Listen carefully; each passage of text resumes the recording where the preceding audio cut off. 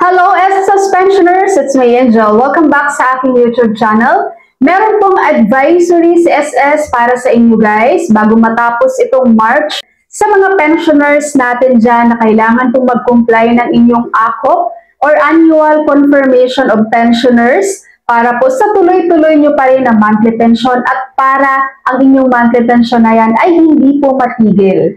Narito po ang mga pensioners na dapat mag-comply ng ACOP. Number 1, pensioners natin dyan na nasa abroad. Kailangan nyo pong mag-comply ng ACOP.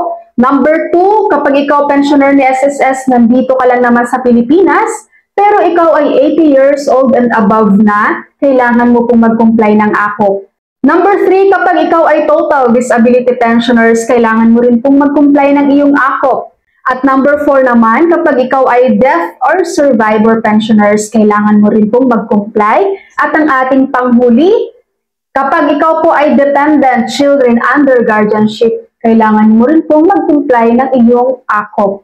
At narito naman po ang mga paraan kung paano kayo makapag-comply ng inyong ACOP. Sa mga pensioners natin dyan residing in the Philippines, kapag ikaw po ay 80 years old and up, tapos ikaw naman ay survivor pensioner, ikaw ay dependent under guardianship, pwede po kayo guys mag-comply ng iyong ACOP through corporate email of the SSS branch office. Kapag mag-i-email kayo sa kanila guys, ang ilalagay niyo po doon sa subject, ito pong ACOP compliance, pensioner's name. So for example, ito, nakita nyo, ACOP compliance, Juan de la Cruz.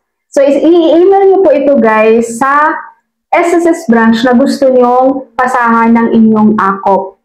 And then, sa requirements naman, kailangan nyo po ng duly accomplished ACOP form, 1 primary ID card. Pag wala kang primary ID card, guys, ibig sabihin, ito yung mga government valid IDs ha. So kapag wala kang valid ID, kailangan mong mag-provide ng 2 secondary ID cards. At kailangan nyo rin pong mag-submit ng chest level photo or snapshot of the pensioner holding a current newspaper. So dapat latest po yung newspaper guys at nakikita po yung date. Meron daw dito calendar eh. No? For example, March 2025 calendar.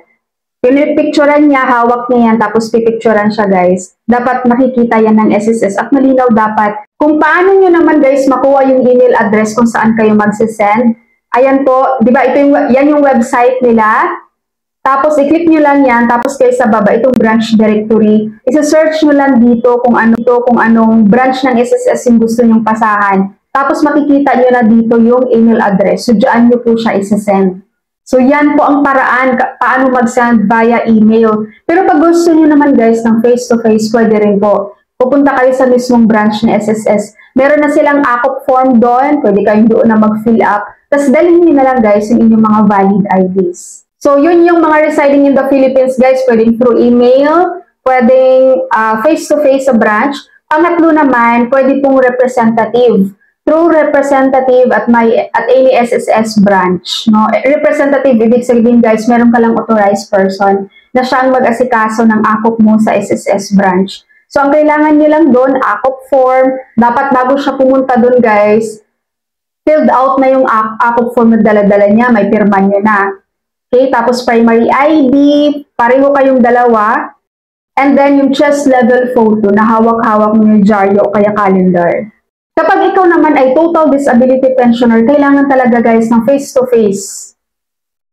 Pupunta ka po mismo sa SSS branch. Ayan o, personal compliance to medical evaluation. So kailangan nyo pong pumunta sa SSS once a year. Kasi every birth month naman ang compliance sa ACOP. At kapag pupunta kayo doon, mga disability pensioner dyan, magdala po kayo ng inyong medical records, ha? Tapos, ACOP form, pwedeng doon na po. And then your valid IDs.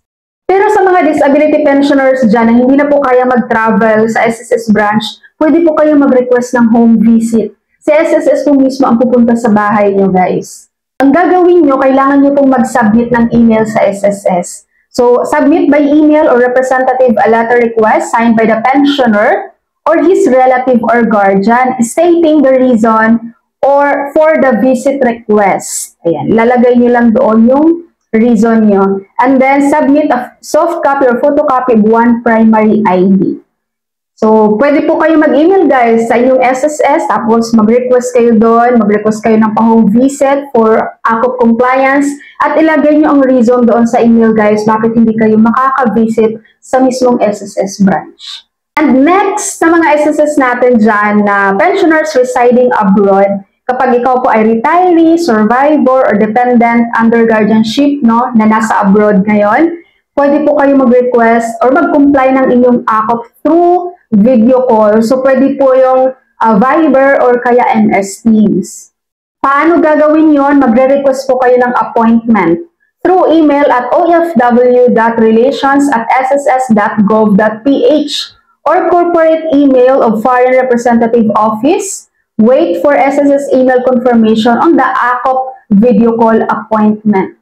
So, pangalawa naman guys na maaari nyong gawin sa pag-comply ng AKOP, kapag ayaw niyo po ng video call, pwede po kayo mag-email lang sa ofw.relations@sss.gov.ph at ang i-subject niyo po doon is AKOP compliance, and your name, pensioner's name. Tapos, isi-send niyo na sa email na yun, guys. I-attach niyo po doon ang inyong AKOP form. Okay? And then, one primary ID, mga valid ID, guys. Tapos, additional document, chest level photo.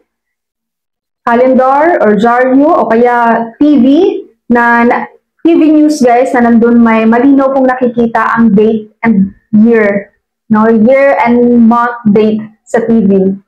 Okay, pero kapag ikaw naman ay living abroad and total disability pensioner ka, guys, kailangan mo po ng through mail or courier address to the nearest foreign representative office.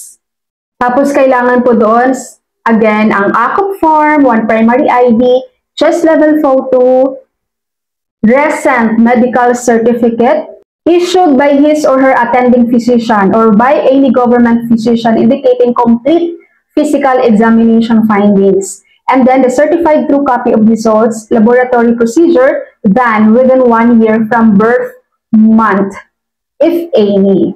Sa ating mga SSS pensioners living in the Philippines and living abroad, thank you so much for watching, everyone. God bless you all.